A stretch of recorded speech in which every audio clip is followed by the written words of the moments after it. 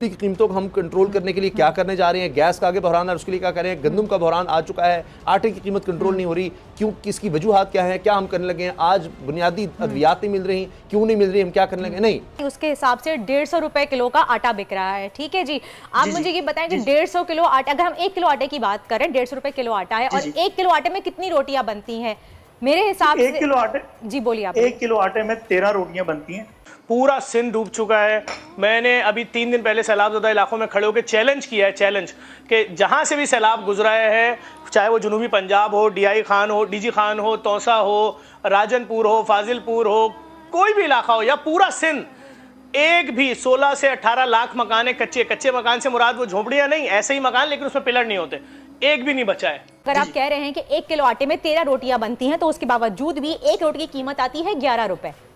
ठीक है, उसमें अगर आप एक्स्ट्रा कॉस्ट भी लगा लें, एक सेकंड प्लीज मुझे पूरा करने दीजिए, अगर उसमें आप एक्स्ट्रा कॉस्ट भी लगा लेते हैं, आपकी बिजली का खर्च हो गया, आपकी लेबर कॉस्ट हो गई, आपका थोड़ा सा ऊपरी खर्चा आ गया, तो फिर भी आप 13 रुपए की एक रोटी बेच सकते हैं। लेकिन इस वक्त रोटी कराची में तो 20 रुपए की बिक रही है, मुझे पंजाब का आइडिया नहीं, मेरे ख्याल से वहां भी इतने की ही बिक रही है। तो इतना प्रॉफिट मार्जिन क्यों है? कैलकुलेशन हमारे साथ बैठ के जो गवर्नमेंट हम जो रेट करते हैं, ये 20 रुपए का हमने रेट किया, 7500 की बोरी थी उस पर किया था, और गवर्नमेंट ने, डिस्ट्रिक्ट गवर्नमेंट ने बाकायदा बैठ के कैलकुलेशन करके हमारे नाम की जो कॉस्ट पड़ रही थी वो 18 रुपए 50 पैसे पड़ रही थी।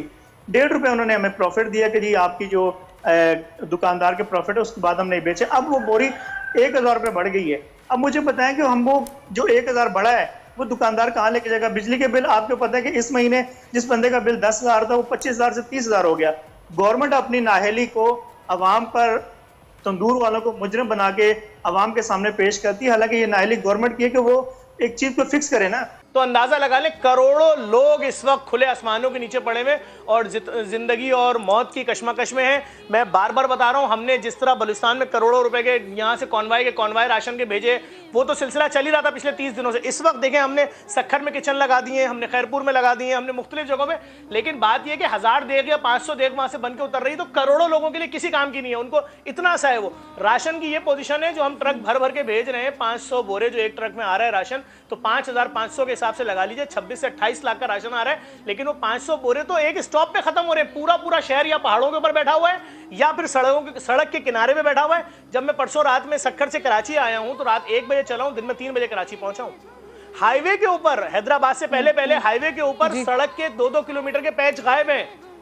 ये तबाही मची है। आपको वहां पर लोगों के जानवर मर गए लाखों की तादाद में, करोड़ों लोग खुले आसमानों के नीचे हैं। बारिश हो रही है, लोग मुतासरीन बैठे हुए, अपने सर के ऊपर चीनी की बोरी रखी हुई प्लास्टिक वाली खाली, अगर किसी के पास है तो, क्योंकि अभी कोई इमदाद, कोई ऐसी चीज अब तक शुरू नहीं हुई है और बारिश रुकने का नाम ही नहीं ले रही है। इमदाद, ये जो इमदाद है ना, ये जी मैं सवाल भी साथ में ऐड, थोड़ा सा लेट भी हो गया आप, तो अब वक्त बिल्कुल ख़त्म हो रहा है। मुझे ये बताइए, यहाँ पर जितने भी मेहमान बैठे हुए ना, आज प्रोग्राम का स्पेशल मकसद ही मेरा ये था कि जितनी भी हमारे NGOs हैं जो काम कर रहे हैं, फलाही काम कर रहे हैं, उन तमाम के दरमियान एक कोऑर्डिनेशन पैदा की जाए ताकि ज़्यादा से ज़्यादा लोगों तक मदद पहुँच सके। तो यहाँ पर अब्दुल शकूर साहब ने ये ऑफ़र किया है कि वो एक प्लेटफॉर्म मैसर मुहैया करते हैं कि जहाँ पर तमाम लोग कोऑर्डिनेशन के साथ आगे काम करें। तो are you agree with them?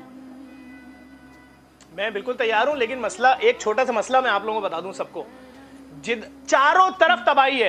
पनु आकिल तबाह, मीरपुर खास तबाह, नवाबशाह तबाह, सखर तबाह, लड़काना तबाह, दादू तबाह, जिधर देखेंगे तबाही है। अब हमें यह तय करना है कि अगर हम कराची से राशन रवाना कर रहे हैं, कौन सा रूट लें। अगर देखिए, मैंने बार बार बोला कि राशन तो भाई खुदा के लिए अभी रोको 3-4 दिन। अभी इस वक्त बिस्किट, भुना हुआ चना और पानी दे दो कि लोग 5 दिन जिंदा रहें। दफनाएंगे कैसे अगर हमने ये भी नहीं भेजा उनके पास? देखें, उनके पास पकाने के लिए कुछ भी नहीं है। सारी लकड़ी गिरी है। हमारे जितने किचन चल रहे हैं इस वक्त अंदरूनी सिंध, उसके लिए लकड़ी हम कहां से मंगवा रहे हैं हमें मालूम है। सिर्फ ट्रांसपोर्टेशन हजारों और लाखों रुपए दे रहे हैं। अब बात सिर्फ इतनी सी है, मैं यही गुजारिश करूंगा, कोई भी कोऑर्डिनेशन बनता है हम तैयार है, कोई प्रॉब्लम नहीं है। हम तो लगे हुए इस वक्त, हम करोड़ों रुपए ना रमजान का हम एहतराम करते हैं, ना हम मुश्किलात का एहतराम करते हैं। एक तरफ हम अपने आप को मुसलमान कहते हैं, लेकिन दूसरी तरफ जैसे ही कोई मौका आता है ना, तो हम अपने 4-5 हाथ भिगाकर उसमें जो है ना बाकायदा डूबने की और गौते लगाने की कोशिश करते हैं, इतना मुनाफा बनाते हैं। उनके लिए कुछ कहना चाहेंगे, क्योंकि अब एक बार फिर ये शुरू हो गया है सब कुछ। मैं सिर्फ ये बोलूंगा कि मुझे बड़ा अफसोस के साथ कहना पड़ रहा है, मैंने अभी एक दुकान से हैदराबाद में टेंट खरीदे हैं 12,500 रुपए के हिसाब से वो ट्रक रवाना किया। उसी दुकान पर मैंने कहा मजीद जितने टेंट हैं दे दो, उसने बोला 15,000 से एक पैसा कम नहीं करूंगा। वही टेंट जो 12,500 के दिए वही टेंट 15,000 रुपए के बताएं कहां जाए। और मैं तो सिर्फ इतनी सी गुजारिश कर सकता हूं, 4,000 रुपए की प्राइस टाउन वाले जो आप देखिए खड़े खड़े 3,000 रुपए उसने बढ़ा दिए, खड़े खड़े। अभी मैंने बात की इस्लामाबाद में अल अजीज बिल्डर के तैयब साहब से, वहां एडी मलिक साहब मौजूद थे वेरिया टाउन वाले। मैंने बोला भाई 500 टेंट चाहिए, बस्ती लगानी। उन्होंने कहा ये लो। तो डोनर्स तो रेडी बैठे में। शाहिद कुरैशी साहब बैरिया टाउन वाले, उन्होंने एक और बस्ती का पूरा दे दिया। हम पूरे सिटी बना रहे हैं अब कि भाई मुतासिरीन को यहाँ से उठाया, यहाँ शिफ्ट किया खुश इलाके में, ये टेंट लगे, ये आपकी चरपाई लगी, आपकी कुर्सियां लगी, ये आपका खाना है, ये आपको शिफ्ट। इमरान खान अब आप देख लेना सारे एफआई को किस तरफ लगाया हुआ है। अब जी सेनेटर को पकड़ो, अब जी फलां को पकड़ो, अब फलां को पकड़ो। तो इमरान खान जब खतरनाक कह रहे हैं, एक तो वो इस सेंस में कह रहे हैं कि मकबूल हो रहे हैं, वो 2 अक्सरियत की तरफ जा चुके हैं, पता नहीं इससे ज्यादा क्या होगा, कितनी लिमिट है, क्योंकि ये हर रोज इमरान खान को मकबूल करते चले जा रहे हैं, कमजोर केसेस बनाकर, जाली केसेस बनाकर। और जब फिर यही होगा कि मुझे ये लगता है कि इमरान खान साहब आएंगे खड़े हो जाते हैं और इनके पास ये रास्ता होगा कि जो मरीम साहब पासपोर्ट की कोशिश कर रही हैं, तो मुझे लगता है जब भी इलेक्शंस हो गए, free and fair elections, Imran Khan साहब की जीत वाज़ेह नजर आ रही है। और उसके बाद अल्लाह करे कि इमरान खान साहब अपना फोकस इकोनॉमी पर रखें। इमरान अल्लाह करे कि वो अपना फोकस इकोनॉमी पर कहते हैं मैंने बहुत कुछ सीखा है, आते हुए इकोनॉमी की तरफ तवज्जो रखें, तो ये लोग खुद ब खुद साइडलाइन हो जाएंगे। लेकिन मुझे नहीं लगता वो आएंगे तो इकोनॉमी को भी करेंगे, जिस तरह आप कहते हैं सलाब ज़दगान को भी करूंगा। और